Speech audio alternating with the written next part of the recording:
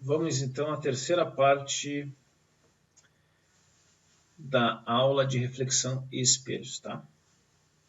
Vamos lá.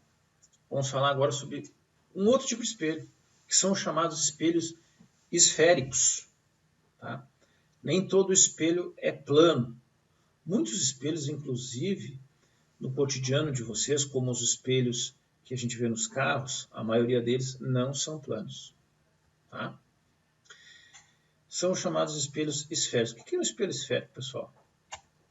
Essa animação consegue mostrar direitinho.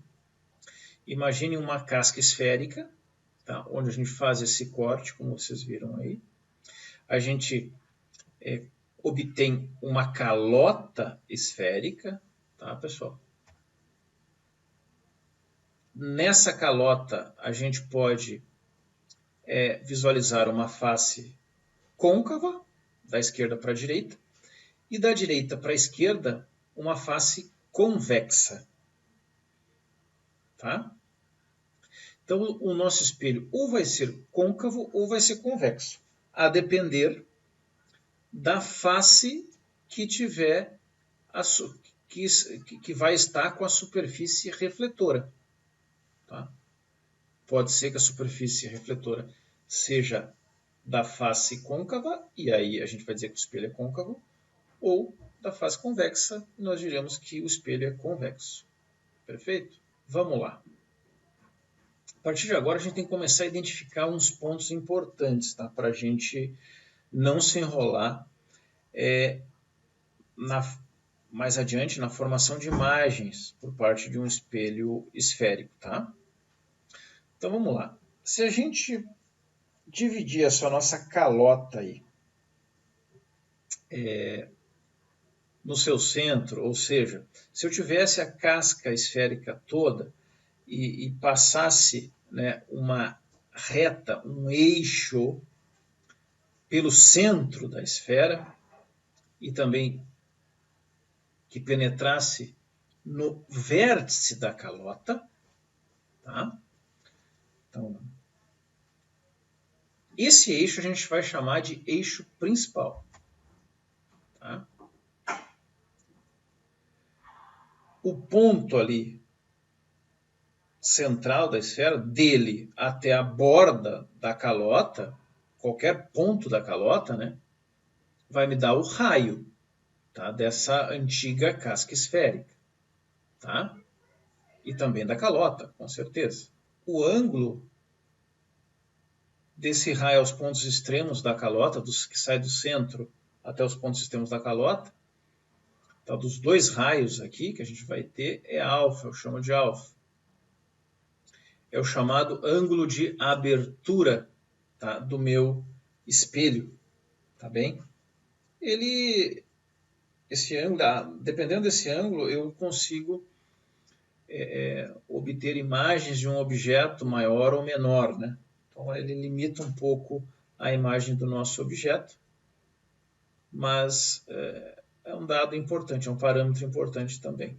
Pessoal, para a gente não ter que desenhar uma calota perfeita, tá, tridimensional, ou até um semicírculo ali perfeito, né? A gente pode representar espelho côncavo e convexo dessa forma aí. Tá? A parte refletora, no caso de um espelho côncavo, vai ser desse lado, tá? Desse lado, e a parte opaca desse lado, simbolizado por esses três tracinhos aqui, em cada extremo. Já o espelho convexo, a parte refletora está desse lado, e notem que os tracinhos ali estão do outro lado, né, indicando a parte opaca, tá, que não reflete. A seta indica de onde vem a luz, né, da fonte de luz do nosso objeto. Bom, aqui nós temos um espelho, já sabemos agora, né? Esse aqui é um espelho côncavo. Aqui seria o centro de curvatura, tá, do espelho. Daqui até o espelho ali, até o vértice, nós temos o raio, né? Ou daqui até qualquer ponto do espelho, nós vamos ter o raio, tá? E esse ponto aqui, que eu acho que não nos foi apresentado ainda, que ponto é esse? Esse é o foco, tá? Que fica exatamente na metade do raio. Então, se daqui, deixa eu só mudar de cor aqui, daqui até aqui é raio, essa distância daqui do foco até o vértice é raio sobre 2. Tá? Olha que coisa interessante. Por que se chama foco, né? Raios paralelos que incidem sobre o espelho côncavo, aliás, esse raio paralelo que incide sobre o espelho côncavo está indo, ele é refletido no espelho e passa pelo foco F. Deixa eu ver um outro raio paralelo, também passa pelo foco F.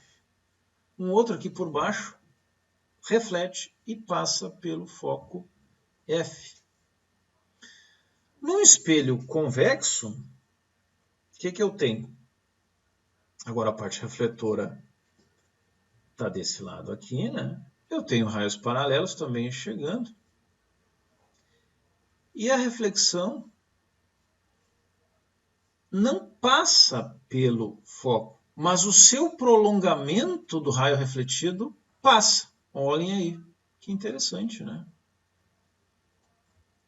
Muito bem. Lembram que eu avisei sobre os raios notáveis? Bom, agora a gente tem que entender bem, carregar bem essa ideia que eles vão nos passar. Para a gente não ter que aplicar, vocês viram que há uma certa dificuldade em aplicar direitinho, equacionar, fazer demonstração, como vocês viram ali, na rotação de um espelho plano, né? Então, aqui, num espelho esférico, para não ter que fazer, ainda são seguidas ainda as leis da reflexão. No entanto, se a gente utilizar a ideia dos raios notáveis, identificar os raios notáveis, a gente não precisa ter aquele trabalho todo, ok? Então, todo raio de luz que incide paralelamente ao eixo principal reflete-se numa direção que passa pelo foco. Então, aqui nós temos um espelho côncavo, o foco, o vértice, tá? Um raio paralelo é um dos raios notáveis, tá ok? Um raio de incidência paralelo. Paralelo a quê? Paralelo ao eixo principal. Tá? Ele vai refletir no espelho e passa pelo foco. Olha o outro raio. Espelho convexo agora. Identifico o vértice, identifico o foco, identifico o centro de curvatura do espelho. Um raio paralelo ao eixo principal. Incide e reflete de forma que o seu prolongamento passe pelo foco. Incide e reflete de forma que o seu prolongamento passe pelo foco. Outro raio notável. Tá? Todo raio de luz que incide numa direção que passa pelo foco reflete-se paralelamente ao eixo principal. Isso aqui nos traz a ideia, né, aquele princípio, aquele fundamento da ótica, da reversibilidade do raio de luz. Tá? Então, o raio de luz ele é reversível, não interessando o seu sentido de propagação. Então, notem, se o paralelo reflete e passa pelo foco, o que passa pelo foco reflete e paralelo ao eixo principal. Espelho côncavo, centro de curvatura, foco, vértice. O raio passa pelo foco, ele reflete paralelo.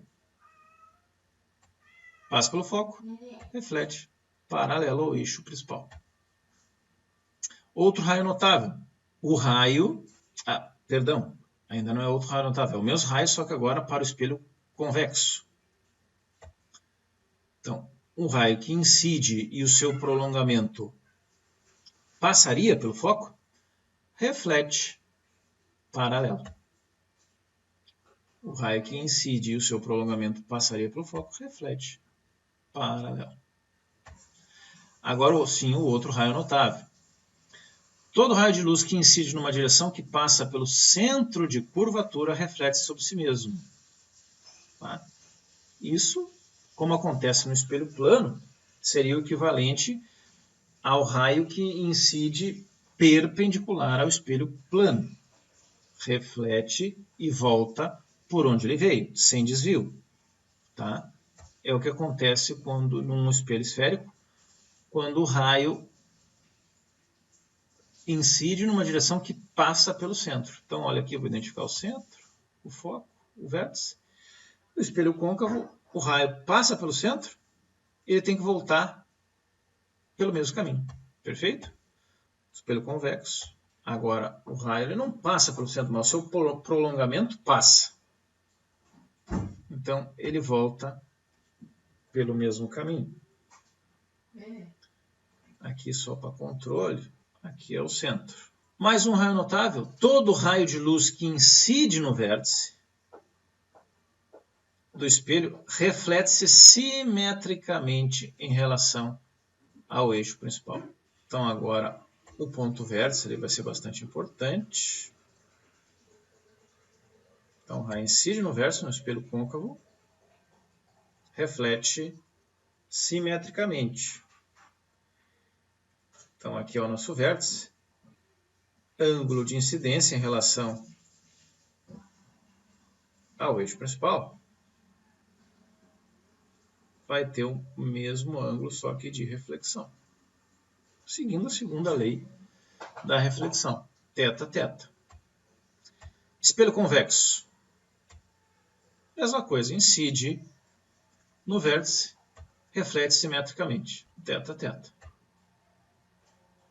Agora vamos, pessoal, para fechar a parte dos espelhos esféricos, a gente vai para a formação de imagens, que é o que interessa realmente no espelho, né? Então, primeiro caso, tá? Objeto, e nós vamos trabalhar com espelho côncavo inicialmente, e a gente vai posicionar o objeto em várias posições. Então, no primeiro caso, o objeto está mais distante que o centro de curvatura do vértice, ou do espelho, né? Então, olha esse caso aqui, eu vou identificar bem onde está o centro de curvatura. Não sei se está dando para ver bem aqui. Aqui está o foco, né? E aqui está o vértice. Tá? Muito bem. Raio paralelo reflete pelo foco. Raio passa pelo foco, reflete paralelo.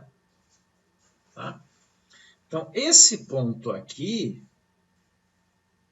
do nosso objeto, da nossa árvore, emite, tá, o raio que passa pelo foco. Chega ao espelho, reflete paralelo. Mas ele também emite o raio que passa, que se propaga paralelamente ao eixo principal. Reflete no espelho, passando pelo foco. Onde eles se cruzam, que é aqui, nós temos a formação, o início da formação da imagem, né? Se ali era a parte mais íngreme da árvore, aqui também vai ser a parte mais íngreme da árvore.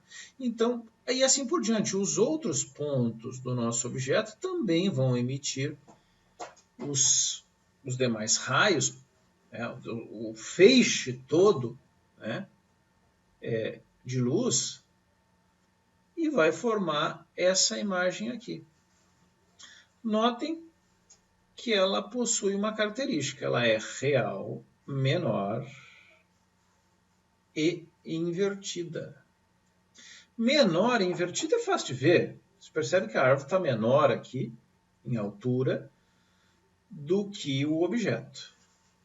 Invertida porque ela está de cabeça para baixo.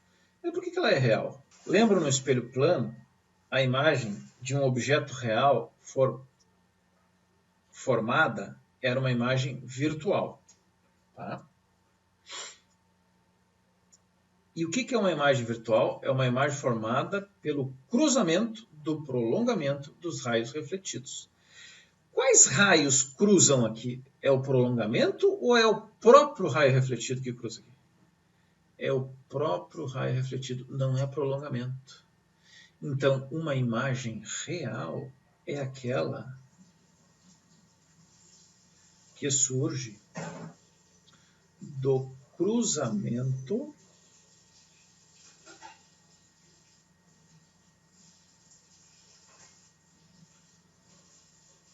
direto dos raios refletidos.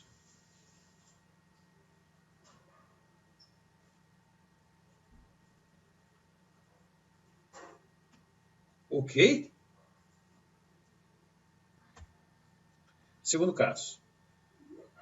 Agora o objeto está em cima do centro de curvatura. O centro de curvatura, então, está aqui, ó, pessoal. Aqui está o centro de curvatura. Tá? Aqui está o foco, aqui está o vértice. Olha os raios. Vamos seguir a ideia dos raios notáveis. Então, o primeiro deles, né, é o raio paralelo. Reflete pelo foco. O segundo deles é o raio que passa pelo foco. Reflete paralelo. Olha onde eles se cruzam. Se cruzam bem na posição da onde eles viam, só que de forma invertida. Portanto, a imagem formada vai ser real, igual, né? Porque o tamanho é igual, se estiver em cima do centro de curvatura, lembrando. Isso para um espelho côncavo, como a gente está vendo. E também invertida, pessoal. Terceiro caso. Agora, o objeto ele está entre o centro de curvatura e o foco, como aqui representado. Vejam, aqui está o centro de curvatura, aqui está o foco e aqui está o vértice. Aqui, lembrando, esse aqui é o objeto e esta aqui é a imagem. Por que ela é formada ali? Olha onde o primeiro raio notável, paralelo, passa pelo foco. O segundo passa pelo foco, reflete paralelo. Olha lá. Entre o centro e o foco, nós temos uma imagem, então, real, porque é formada diretamente pelo cruzamento dos raios refletidos, maior, só que ainda invertida. Olha que legal. Vamos ao próximo caso. Quarto caso. Objeto no foco, em cima do foco. Então aqui deixa eu destacar para vocês. Nós temos aqui o centro de curvatura, o foco, onde está a nossa árvore, e o vértice. Espelho côncavo. Primeiro raio notável, raio paralelo, reflete para o foco. Agora um outro raio notável que a gente não estava usando, o que incide sobre o vértice. Reflete simetricamente com o mesmo ângulo de incidência. Tá? Olha que interessante.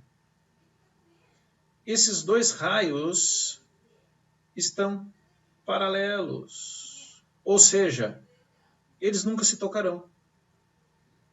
E aí, cadê o cruzamento que eu estou esperando? E o prolongamento? Também estão paralelos. E agora? Não há formação de imagem, pessoal. A imagem é dita imprópria, tá? Porque não há formação de imagem. Tá bem? E se há no infinito, né? Raios paralelos, se a gente aceita que se toquem, eles se tocam no infinito. Mas no infinito a gente não observa imagem.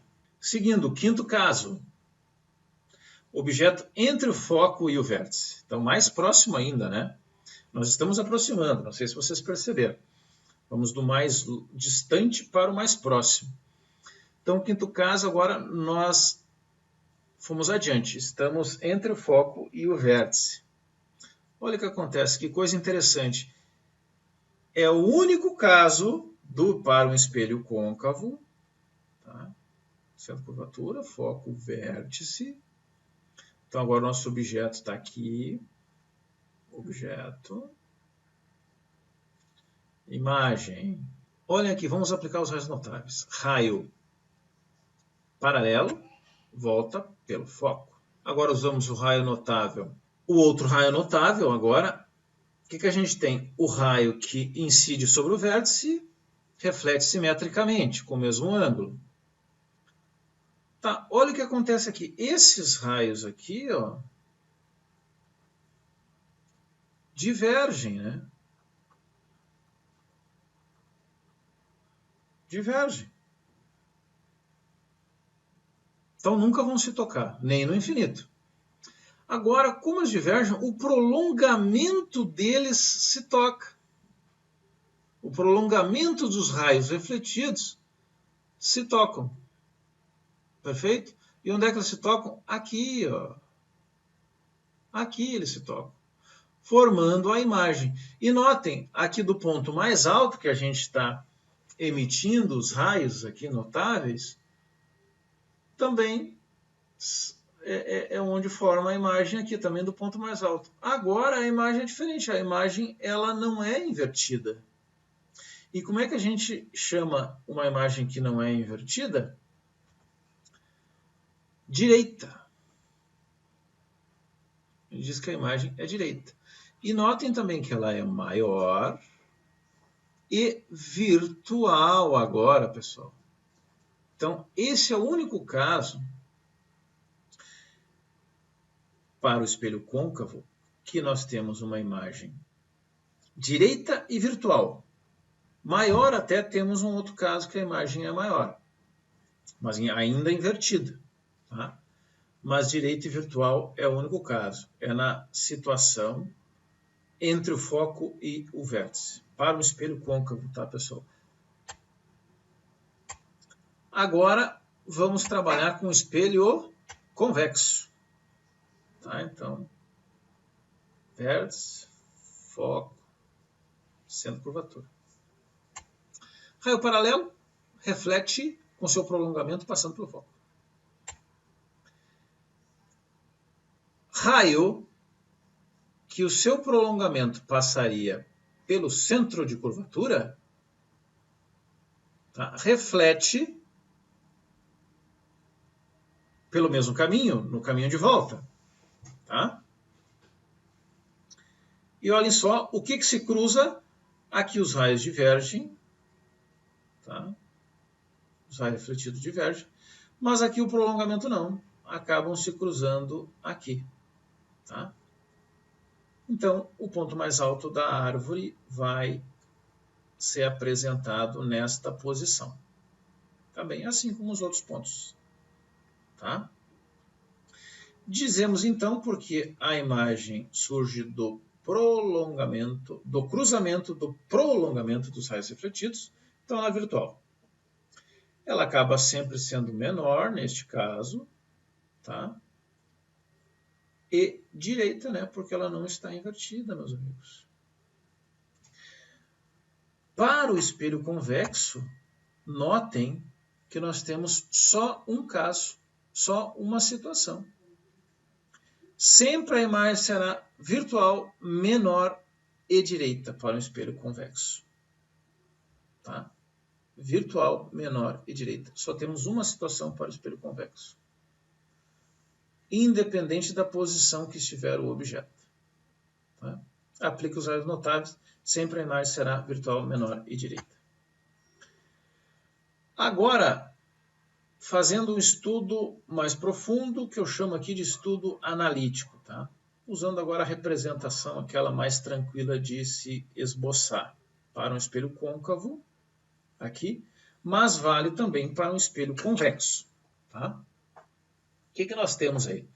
Estamos naquela situação aí, representar a situação em que o objeto está mais distante do que o centro de curvatura do vértice. Tá? Aí, dois raios notáveis, aquele que incide paralelo passa pelo foco e o que passa pelo foco o que incide passando pelo foco e reflete paralelo. Tá? Então forma uma imagem real, menor e invertida, como a gente está vendo ali. Tá? Essa altura do objeto, a gente fala que é menor, mas quanto menor? Como é que a gente vai saber isso aí? Quanto menor? Exatamente qual é a altura da imagem? Então a gente define aqui que a altura do objeto é O e a altura da imagem é I.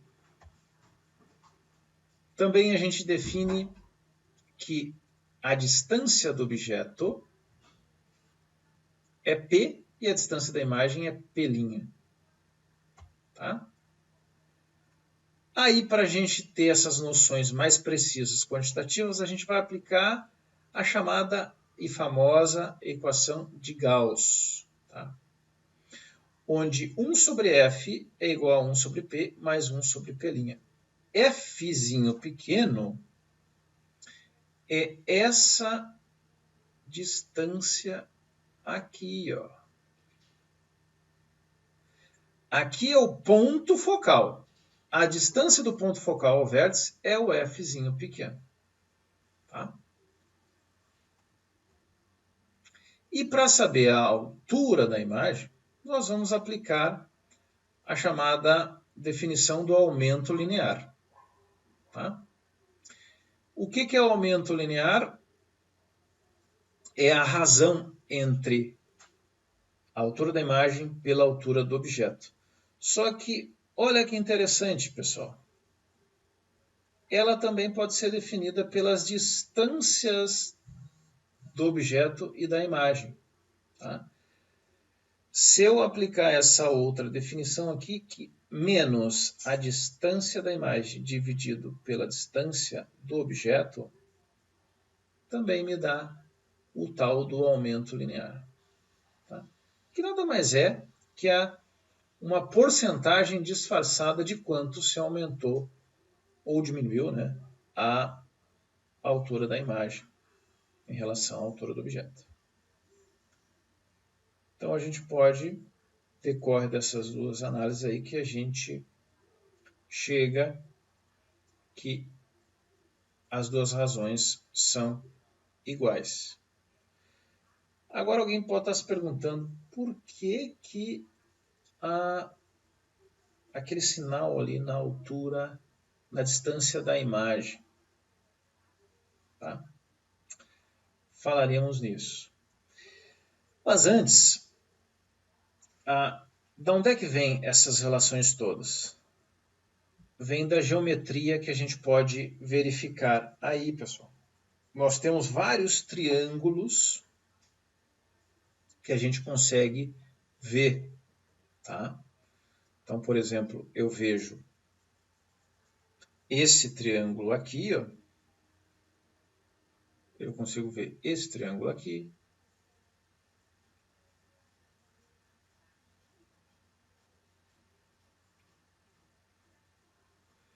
Eu consigo ver este outro triângulo aqui. E a gente pode dizer que esses triângulos são semelhantes. Usando essas noções, a gente chega nessas relações aqui de baixo. Tá? Não vou demonstrar para vocês aqui. Já fizemos algumas demonstrações dentro dessa aula de reflexão e espelhos. Deixo para consulta e pesquisa de vocês a demonstração a respeito dos triângulos semelhantes, e aí que relaciona a distância de imagem, distância de objeto, aumento linear e distância focal também. Tá? Mas vamos à explicação do porquê do sinal. Olha só, existe uma regra de sinais que a gente deve aplicar de acordo com a posição de imagem em relação a vértice e a espelho. Tá? Então, vamos lá. Olha só. O P ali, como a gente já falou, é a posição do objeto. Distância deixa até o espelho, né? O P' da imagem. P' maior que zero é a imagem real. Tá? Se o P' é maior que zero. Então, se a distância da imagem é positiva, a imagem é real. Ou seja, a imagem aparece à frente do espelho. Tá? Agora, se for negativa, tá? É virtual. Então a imagem vai ter que aparecer atrás da superfície refletora do espelho. Tá? O O é a altura do objeto, o I é a altura da imagem. I maior que zero, imagem direita. Tá?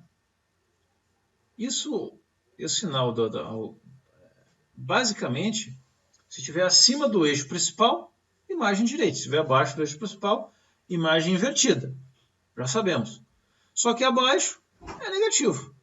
Acima é positivo. Tá? E a distância focal f pequeno é o raio sobre 2, como a gente já falou antes. Ela vai ser positiva se o espelho for côncavo. Vai ser negativa se o espelho for convexo. Basicamente, o sinal na horizontal é positivo, tá? Para a imagem e para o objeto, se estiver à frente do espelho, da onde venha a luz. Atrás do espelho, tá? É negativo. Basicamente é isso que a gente tem que entender para os espelhos esféricos. Pessoal, aplicações para terminar a nossa aula. Aplicações práticas aí. Então a gente vê tudo isso que a gente falou, né, em alguns óculos. Né? Agora esqueci o nome desse óculos aí. Tem um nome. Na aula de exercício, alguém vai me falar o nome desse óculos aí. Porque a lente do óculos, na verdade, trabalha com refração e não reflexão. Mas esse óculos em específico, eu consigo perceber as imagens. Né? É um óculos espelhado, né? Como a gente pode ver aqui. Então, ele se comporta como um espelho esférico. Tá? No caso, um espelho convexo, como a gente pode ver. Aqui nós temos um outro espelho aqui embaixo. Tá? Nós temos aqui umas bolinhas, umas esferas espelhadas também. Aqui, ó, eu deixo uma observação bem interessante, né? Os espelhos convexos, tá? Eles refletem raios divergentes, como a gente já viu. São geralmente utilizados por ampliarem o campo visual. Então aqui tem uma simulação, aqui uma comparação, perdão, em relação ao espelho plano. Esse aqui é plano, né? E esse aqui é o convexo. Tá. Olhem ali o campo visual do plano, para um observador colocado no centro, né, do espelho. E olha o do convexo agora. O campo visual aumenta. Isso faz com que, tendo essa noção, a gente percebe em que situações que a gente pode colocar um espelho convexo ou côncavo, né? Quando a gente quer visualizar mais coisas, né? O maior número de coisas dentro de um ambiente, é interessante você posicionar estrategicamente um espelho convexo. Em lojas, né? De conveniência que vendem de comércio normal, geralmente se tem num canto, assim no alto, um espelho convexo. Tá? Porque o que se quer é observar da posição onde estiver o maior campo visual possível. Né? Aqui uma aplicação para os espelhos côncavos, que, né, produzem raios refletidos convergentes. Né? Eles convergem para o foco, né, como a gente sabe. E são geralmente utilizados por concentrarem os raios luminosos ou mesmo por formarem imagens ampliadas. Tá? Então, olhem aqui, acho que dá para ver ali, ó, a imagem de uma panela ali no espelho, né? Interessante, uma imagem real que dá para ver. Bem interessante essa imagem, essa foto. Bem interessante mesmo. Tá? Então esse é o objetivo. É uma das aplicações para um espelho côncavo. Tá? Se usa também espelhos hoje em dia em telescópios também. Além das próprias lentes, né? Também tem os espelhos. Tá? Tem várias aplicações aí, vocês acho que conseguem perceber isso com tranquilidade. Pessoal, era isso, tá? Espero que eu tenha sido claro. É um pouco extenso, mas importante para essa parte de ótica. E também para a nossa vai ser alvo, tudo isso que a gente estudou até agora, em reflexão, espelhos, fundamentos da ótica, vão ser alvo aí para a nossa primeira avaliação parcial. Tá? Até a próxima.